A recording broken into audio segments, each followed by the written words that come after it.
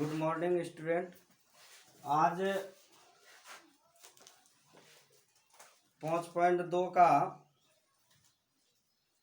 तीसरा भाग बना रहा हूँ वीडियो का। तीसरा भाग में मैं 11 नंबर से सवाल लूँगा और जहाँ तक बने तो ख़त्म करने का ही प्रयास करूँगा। देखो, तो उसके पहले थोड़ा सा जानकारी दे दें कि 8 तारीख को यानी सोमवार को सरकार द्वारा कुछ निर्णय लिया जाएगा, तो उसमें जो ढील दी जाएगी उसके हिसाब से मैंने बताया था कि 10th 9th का कम से कम क्लास शुरू हो जाए, तो उस दिन के बाद ही निर्णय कुछ लिया जाएगा। यानी 8 तारीख को ही निर्णय के बाद हम सबको बताएंगे कि कब से ट्यूशन खुलेगा। ठीक है, 8 तारीख के निर्णय पर तब फोन करके हम अपने बता देंगे, सबको कॉल करके सूचना दिलवा देंगे कि खुलेगा और कब आना है, सब बता देंगे। ठीक है, चलो तो मैं सवाल बताने जा रहा हूँ। 11 नंबर में कह रहा है कि AP 3, 15, 27, 39 का कौन सा पद उसके 54वें पद से 132 अधिक है। ध्यान देना, यहाँ 11 नंबर कह रहा है AP 3, 15, 27, 39 ... का कौन सा पद क्या है भाई? 54वां पद। 54वां पद कौन होगा? A54 बराबर A प्लस 53D होगा। अब देखो, इसको A का मान कितना है भाई? 3 जोड़ A बराबर यहाँ 3 लिख दो, D बराबर 15 घटा 3 बराबर 12, 53 गुना 12 हो गया। अब 53 गुना 12 करो, 3 जोड़ 12 तिया 36 के 6, बाकी बचा 3, अब 12 पंचे 60, 3 63, 336 और 3 636 जोड़ 3 कितना हो जाएगा? 639 हो गया। तो A54 बराबर कितना हो गया भाई? 639। अब कह रहा है AN बराबर 639 जोड़ 132। हम नहीं कह रहे हैं, शास्त्र कह रहा है 54वें पद से 132 अधिक में जोड़ना है। जितना 54वां पद आया उसमें 132 जोड़ेंगे। अब AN बराबर सूत्र तो जानते हैं, A plus N minus 1 Guna D बराबर, ये जोड़ करके आओ, लाओ कितना हो गया? 1 3 3 6 1 7 6 1 7 771। अब A का मान कितना है बाबू? वो देख लो, 3 नहीं, A का मान 3, N माइनस 1 गुना D का मान 15 घटा 3 कितना हुआ? 12 बराबर 771। अगर तुम पहला नंबर का हिसाब सही समझ लिया होगा तो N का मान नहीं निकालने जान रहे हो, N का मान नहीं निकलेगा। अब जैसे ही N का मान निकालोगे बस उसका आंसर वही हो जाएगा। जब जितना आ जाएगा आंसर, N का मान जितना आएगा वहाँ लिखना उतना, वो जितना, जैसे 14वां हो गया तो 14वां पद आंसर हो गया, या 41वां हो गया तो 41वां पद हो गया। यानी जमा पद हो जाए तो वहां लिख देना, बना लोगे। अब देखो 12 नंबर आसान है। 12 नंबर हम इस वीडियो के अंत में बताएंगे या अभी बता देता। चलो, 2 समांतर श्रेणी है, 2 समांतर श्रेणी है। तो मान लेते हैं एक समांतर प्रथम श्रेणी A1 A2 A3 A4 ... और इसको हम लिख लेते हैं दूसरा श्रेणी क्या हो जाएगा B1 B2 B3 B4 ... अब क्या कह रहा है वो देखो, कह रहा है 100वें पदों का अंतर, कह रहा सर्वांतर समान है, सर्वांतर समान है, दोनों का सर्वांतर समान है। समझ रहे हो ये? यानी इसका भी सर्वांतर जितना होगा उतने सर्वांतर इसका भी होगा। अभी ये माने हैं भाई, ये नहीं देख समझ में आ रहा है, ये माने हैं A1 B1 B2 ये सब माने हैं। ये दूसरा श्रेणी दो समांतर श्रेणी का है, इसलिए पहला और दूसरा समांतर श्रेणी माने हैं। और सर्वांतर क्या कह दिया है? समान है। जब सर्वांतर दोनों का समान रहेगा तो 100वां पद भी समान होगा। दिमाग लगाओ जरा, खड़ा हो जाओ। ये A1 A2 B2 A1 B1 क्या है, A1 A2 A3 है, चलो खड़े हो जाओ। ये B1 B2 B3 है, ये सब है ना दो समांतर श्रेणी। ये प्रथम समांतर श्रेणी, ये दूसरा समांतर श्रेणी। जितना रुपया इसका मतलब दोनों में मान लो कि जितना जितना पैसा है, कितना कितना जितना जितना है ना, लेकिन दोनों के पैसों में 100 का अंतर है, नहीं बुझे? मतलब जितना है लेकिन दोनों में 100 का अंतर। याद हुआ? अभी क्या बोले, बोलो। जितना है, जितना पैसा हो जाए, करोड़ों रुपया है तो भी उसमें 100 का अंतर है। अंतर यानी घटाना है तो अंतर होना चाहिए 100, है ना? तो और बता रहा है कि जितना ई बढ़ेगा अब आगे, दिमाग लगाओ जरा, जितना अंतर दोनों का अंतर बराबर है, समान है, और उसके बाद जब पैसा जो है सर्वांतर क्या कर रहे थे, सर्वांतर उसका मान लो कि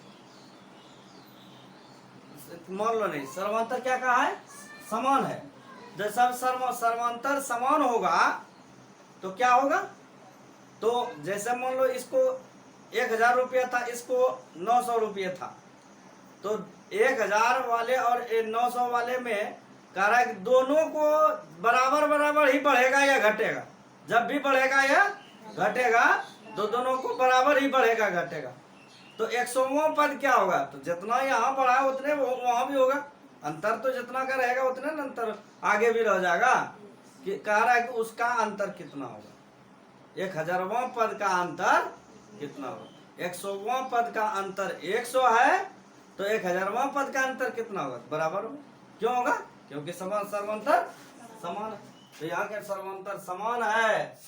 तो बैठो, एक A 100 घटा B 100 क्या जाएगा बराबर, क्या जाएगा बराबर 100। अंतर कितना भाई, 100 का। 1000वां पद क्या कर रहा है, 1000वां पद, 1000वां पद A 1000 घटा B 1000 बराबर कितना हो जाएगा 100, है ना? 100वां पद का अंतर 100 है तो 1000वां पद का भी अंतर उतने होगा। क्योंकि जब भी बढ़ेगा घटेगा दोनों बराबर बढ़ेगा घटेगा, ठीक है? दोनों कह दिया है, दोनों जब भी बढ़ेगा घटेगा बराबर अंतराल में घटेगा या बराबर अंतराल में बढ़ेगा, इसीलिए। ठीक है, तो यहाँ पर 100वां पद का 1000वां पद का भी अंतर कितना हो गया 100। ये हो गया तुम्हारा आंसर। चलो 2 सवाल डील हो गया।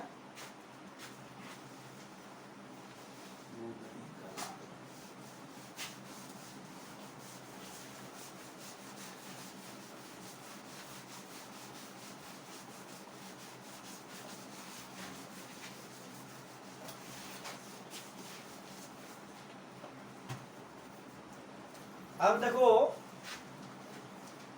13 नंबर का सवाल।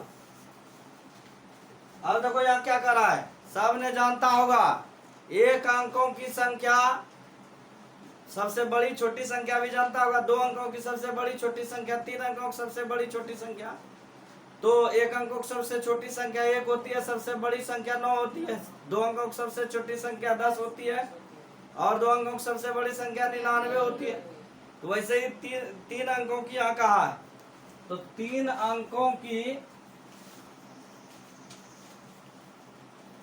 सबसे छोटी संख्या कितनी होगी भाई, 100। पता नहीं है 100, तो कह रहे 7 से विभाज्य हो। कैसा हो, 7 से विभाज्य। तो 7 से विभाज्य 3 अंकों की सबसे छोटी संख्या कितना हो जाएगा, 105। देख लो 100 में 7 से भाग लगेगा नहीं, 101 में नहीं, 102 में भी नहीं, 105 में लगता है, 15 7 105। तो खा रहा है 7 से ये, तो ए बराबर ये हो गया। ठीक है, और डी बराबर तो जितना से विभाज्य कहे या जितना का गुणज कहे, बोलो जितना से विभाज्य हो या जितना से गुना हो, क्या होगा वह क्या बोल रहे थे, वह डी का मान कितना हो जाएगा, उसका उतना हो जाएगा। ठीक है, 7 से विभाज्य डी का मान करे तो जितना से विभाज्य होगा वही उसका सर्वांतर होगा, चाहे वो जितना का गुणज कर दे तो वही उसका सर्वांतर हो जाए, और जितना विभाज्य कर दे वही उसका सर्वांतर हो गया, यानी डी उसका वही होगा। ठीक है, 7 से विभाज्य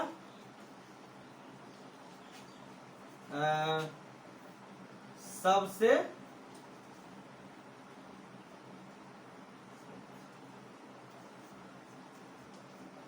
बड़ी संख्या 3 अंकों की, यहाँ 7 से विभाज्य 3 अंकों की, ध्यान रखना इसमें मिला लो। तो क्या हो जाएगा देखो तो, 3 अंकों की सबसे बड़ी संख्या 999 हुआ, और 7 से भाग लगाओ, 7 एकम 7 2 9 7 चौका 28, ये हो गया 1 9, 7 दूना 14, बच जाता है शेष 5। कितना बचता है शेष 5। तो 999 में अगर 5 घटा देंगे तो पूरा पूरी नहीं खा जाएगा वो, तो 5 घटा देंगे 994, कितना हो गया, ए एन बराबर, ए एन का मान हो गया 994। ठीक है, अब इसको आराम से बना सकते हो, ए का मान दिले है, डी का मान दिले है, एनवा पर निकालना। ठीक है, ए एन बराबर 994 है ना, ए प्लस एन माइनस 1 गुना डी बराबर 994। ए का मान और डी का मान दिले है यहाँ, है ना, रखोगे एन का मान निकाल दोगे, वैसे ही बनेगा जो एन का मान अभी तक निकाले हो वैसे ही बनेगा। ठीक है, चलो अब अगला देखो 14 नंबर, ये बना लोगे, अब एन का मान निकाल लोगे। अब देखो 14 नंबर कैसे बनेगा।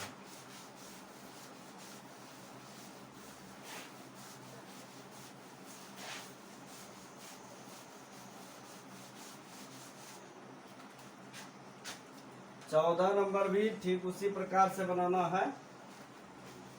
10 और 250 के बीच 4 के कितने गुणज होंगे, 10 और 250 के बीच। ठीक है, तो अब देखना क्या है, ए बराबर निकालना, प्रथम पद कितना से विभाज्य बोल रहा है, 4 के गुणज बोल रहा है, 4 के गुणज। ए बराबर क्या हो जाएगा, 10 में तो 4 से भाग लगेगा नहीं, अब जब भी लेना है उसके ऊपर वाला लेना है। तो 11 में 4 से भाग नहीं, 12 में लग रहा है, तो अगला क्या हो जाएगा 12 हो गया। प्रथम पद निकल गया। डी बोलवे किए हैं कि जिससे गुणज या जिससे विभाज्य कहेगा वही उसका डी होगा। देखा डी कैसे हो गया। अब उसके बाद 250 में जस्ट वही कम करना है, 4 से भाग लगा के देखो, 4 छक्के 24, 1 0, 4 दूनी 8, 2 शेष बचता है, 2 शेष बचता है, इसमें घटा देंगे तो ए एन बराबर निकल जाएगा। ए एन बराबर क्या हो जाएगा, 250 घटा 2 बराबर 248। ए दिया है, डी दिया है, ए एन दिया है, एन तुम्हें ज्ञात करना है। अभी जैसे बनाया सारा हिसाब वैसे ही बनेगा, ठीक है। अगला देखो,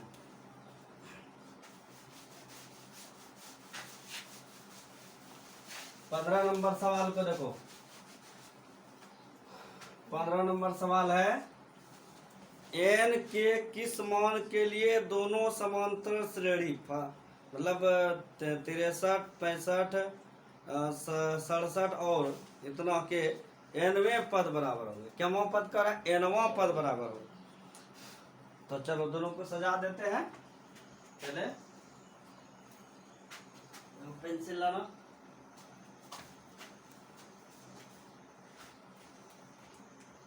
क्या कर रहा है, प्रथम समांतर श्रेणी कितना हो गया, 63, 65, 67। दूसरा समांतर श्रेणी हो गया 3, 10, 17 ... यहां लिखेंगे ए एन, एनवां पद बराबर है, एनवां पद बराबर है। इसका मान लेते हैं प्रथम पद ए बराबर 63, ए1 बराबर ए बराबर ही रहने दो, ए बराबर कितना हो गया 63। डी का मान इसी से निकाल लो, D1 लिख दो, 65 घटा 63 बराबर 2। अब इसमें देख लो बी बराबर 3, बी मान लेते हैं इस समांतर श्रेणी का, और D2 बराबर 10 घटा 3 बराबर कितना आ गया 7। देखो दोनों का ए और डी निकाल लिए, दोनों श्रेणी का।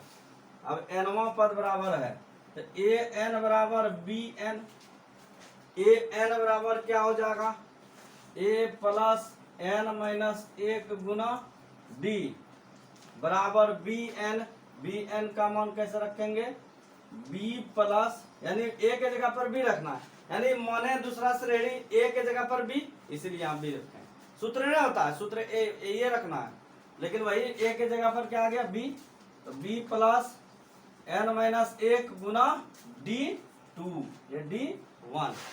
ध्यान देना यार, ए का मान कितना हो गया 63 और एन का मान कितना हो गया निकालना है, और डी का मान कितना है, D1 का मान, D1 हो गया 2 बराबर बी का मान कितना है 3 प्लस एन माइनस 1 गुना D2 का मान कितना है 7। ध्यान देना यहाँ। अब देखो 63 प्लस 2 से गुना करो, 2n माइनस 2 बराबर 3 प्लस 7n माइनस 7। तो 63 में 2 गया 61, जोड़ 2n और ये 7n है, तो 7n 3 में 7 गया माइनस 4 हो गया। अब देखो इसको हल करोगे आगे तो क्या हो जाएगा 61, 4 को उस पट्टी लाएंगे प्लस 4 हो गया बराबर 7n माइनस 2n। 61 में 4 जोड़ेंगे 65 बराबर 7n में 2n जाएगा 5n बचेगा। n बराबर 65/5, 13 पचे 65। n का मान कितना निकल गया बाबू? 13। देखो आंसर 13 है कि नहीं? अतः 13वां पद यहाँ लिखना है, तब 13वां पद बराबर होगा, बराबर होगा। ठीक है।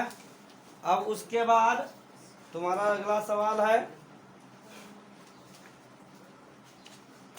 अब तो लगता है अगला सवाल पर जाऊं या ना जाऊं, कहें कि अब थोड़ा ज़्यादा टफ सब है। तो आज हम 15 तक क्लियर करते हैं, यहाँ तक का परीक्षा लेंगे। ठीक है। टेस्ट का जो है लेंगे कल। तो कल जो है वीडियो अपलोड हो जाएगा टेस्ट एग्ज़ाम का, उसका हिसाब देख लेना बना करके कौन कौन बनता है और सही कितना होता है, कौन कौन कितना सही होता है, नंबर बेस कर देंगे उसमें, है ना। उसी समय बता देंगे कौन कितना नंबर का है। उस नंबर के हिसाब से तुम्हारा सही हुआ गलत हुआ अपने से चेक करके देख लेना है, सही हुआ क्या वो। अपने से कैसे चेक करोगे? हम फिर उस सब हिसाब को बनाएंगे तो कौन कौन सही हुआ पता चल जाएगा। ठीक है। यानी उसके बाद फिर बनाएंगे एक लोड वीडियो करेंगे फिर कि अब, और तब तक मैं तो शायद प्रार्थना करो कि खुल जाए ऑफलाइन, तो वैसे भी चेक कर लेंगे। ठीक है। तो ध्यान रहे कल टेस्ट देना है। कल जो है लगभग तुम्हें 9 बजे तक में वीडियो मिल जाएगा और टेस्ट देना है। ठीक है। चलो आज के वीडियो के लिए देखने के लिए धन्यवाद।